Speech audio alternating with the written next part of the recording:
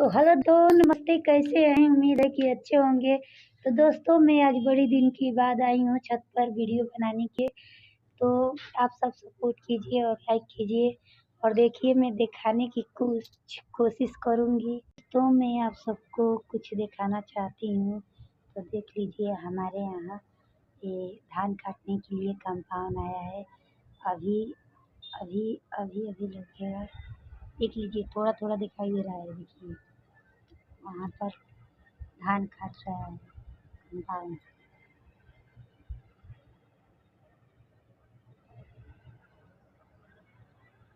देख लीजिए, सब खेत कटा गया, तब जाके एक ठो कंपाउंड आया है। देख लीजिए।